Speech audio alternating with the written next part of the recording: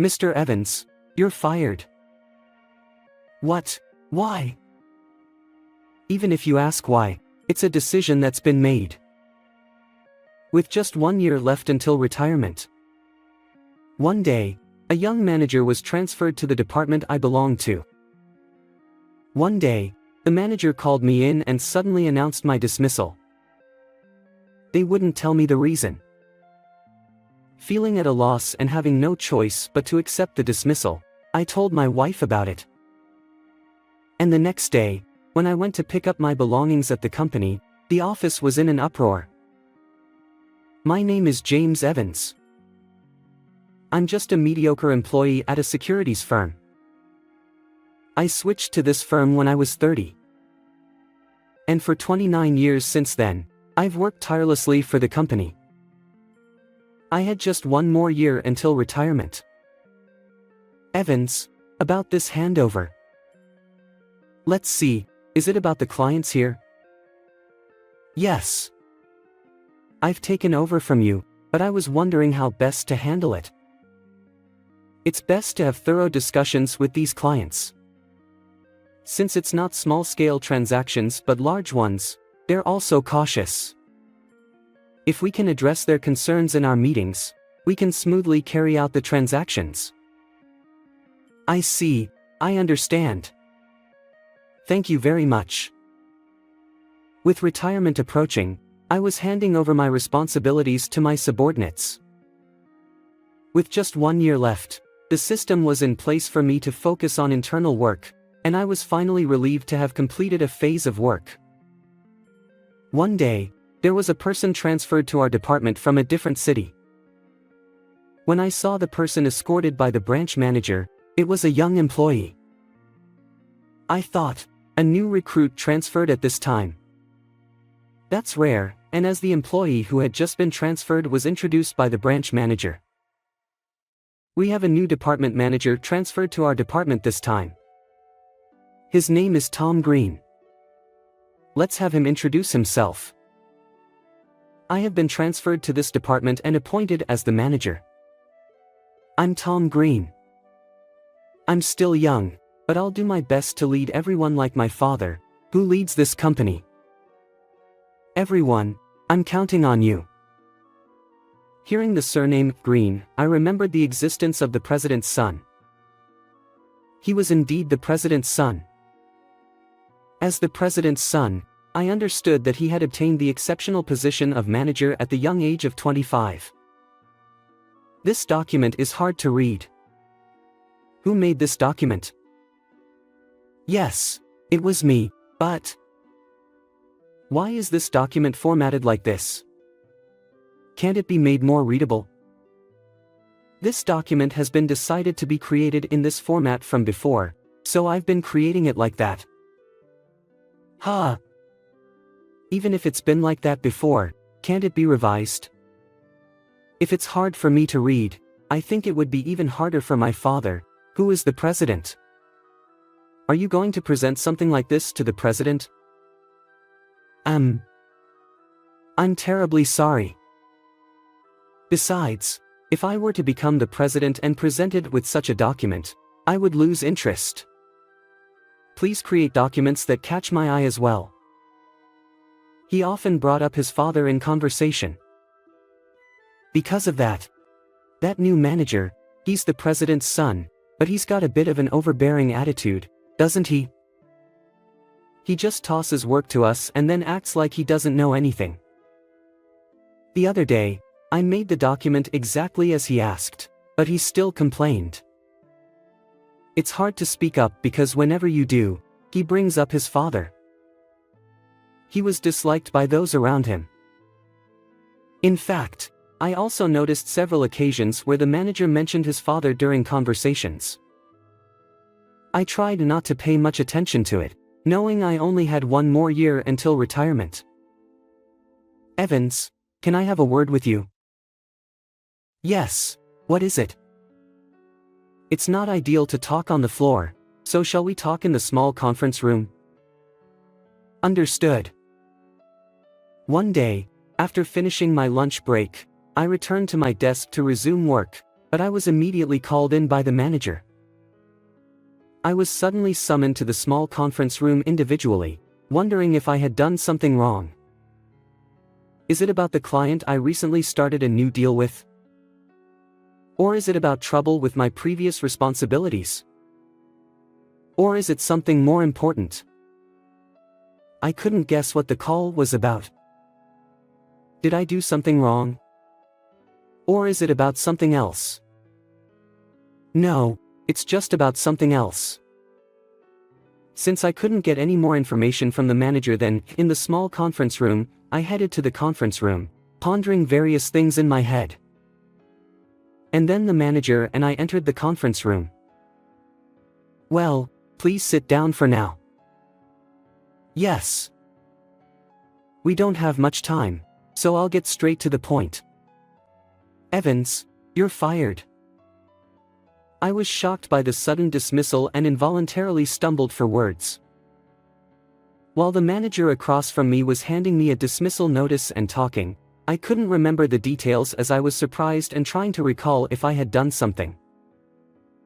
I mustered the courage to ask for the reason. Why is that? But the manager only responded without explaining the specific reason for the dismissal. This is a decision that's been made. Despite repeatedly asking for the reason, I was only met with because it's a decision and brushed off. Evans, you're reaching retirement next year, so think of this as an early retirement.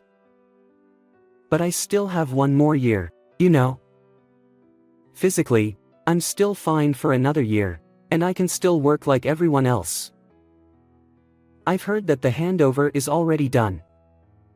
And besides, you're not going on field visits anymore, right?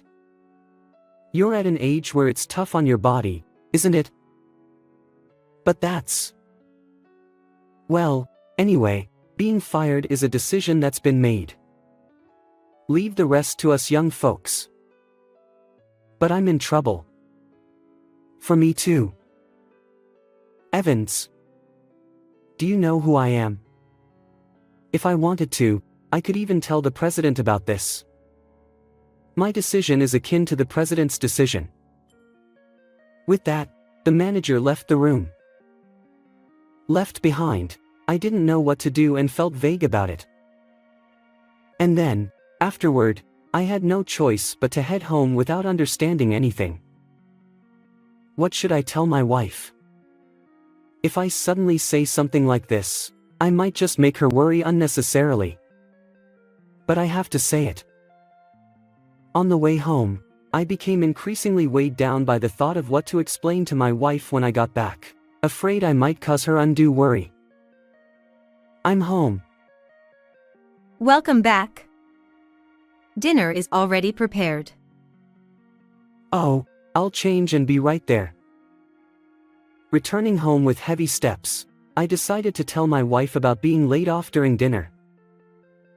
I have something important to tell you. Is it related to why you seemed down when you came back today? Yeah. Actually, I've been laid off from the company. Anxious, I couldn't look at my wife's face while speaking.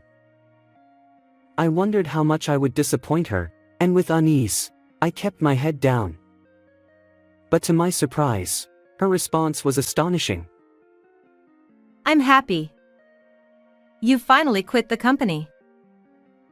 Expecting my wife to worry, I was surprised by her joyful response, and I lifted my head. You've worked so hard until now, so let's take it easy from now on. Looking at my wife's smiling face, she seemed to be in a very cheerful mood. And my wife didn't blame me at all for being laid off. Well then, I'll go to the company. Okay. I'll just go pick up my things, so I'll be back soon. The next day, I went to the office to gather my belongings. As usual, when I entered the company, the atmosphere was unusual. Who is it? Whose doing is this? Why haven't we been informed? Boss, you have a phone call. Damn. Another call in this situation? Furthermore, when I headed to my floor, the manager was panicking and shouting.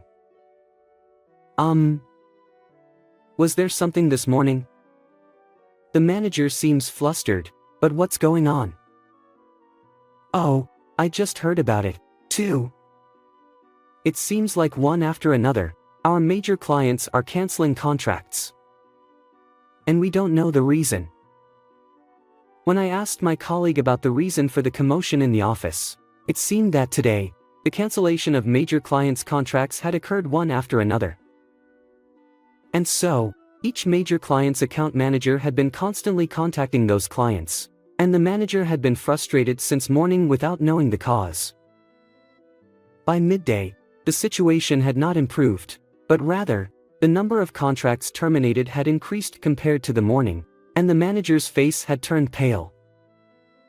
Despite the chaotic situation, I thought I still had to give my final greetings, but when I approached the manager, "Now's not the time for that. Can you leave it for later?" I was brushed off. While observing the situation, I greeted other employees. And even while giving those greetings, the manager's voice echoed throughout the floor. "Are you really making sure to contact them? If the cancellations continue like this, it will cause significant damage. You know that if something like that happens, it's the lower-ranking employees who will be fired first, right? But, we've been making calls since this morning. And besides, then think of ways to apologize directly to the company. Absolutely useless. That's why you can't rise up the ranks and remain just regular employees. If you're an account manager, show more initiative in your work." I didn't mean to. "What's this? Are you talking back? Then fix the situation before saying anything." His voice was filled with anger toward his subordinates, and the manager continued to berate them one after another. In such a chaotic situation where even giving greetings was impossible, I hastily packed my belongings and went home. After all that happened, apparently, the cause is unknown. Well, I've already been fired, so I can't investigate the cause. After returning home, when I talked to my wife about what happened at the company, she smiled. Oh, about your company. Actually, our group company had many contracts with them. And she began to speak mischievously. You know, my job. I manage a number of restaurants, right? So, we had business dealings with the company you worked for. But we canceled all of them. Why would you do such a thing? Is it because I got laid off? Well, that's one factor, but to be honest, I never really liked the company you were at. The sales interactions were polite, but when visiting for meetings, the internal atmosphere didn't seem great. And the salespeople were only polite at first. That's surprising. So, I thought it was a good opportunity when I heard you got laid off. That's why I canceled everything.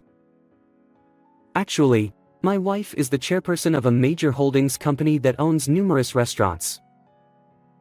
These restaurants had contracts with the company I worked for, but apparently, she never really liked the company I was at, so she took this chance to cancel all the contracts at once.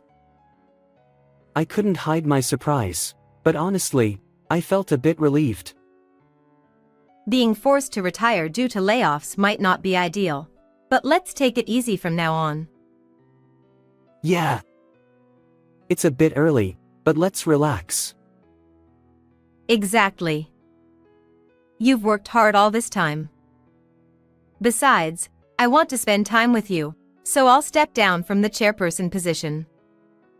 I've already decided on a successor. Despite being laid off, after working for 29 years, I had enough savings.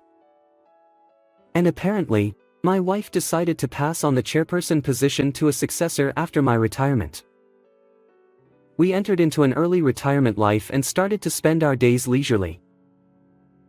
How was this story? Don't forget to subscribe to the channel. Well then, see you in the next video.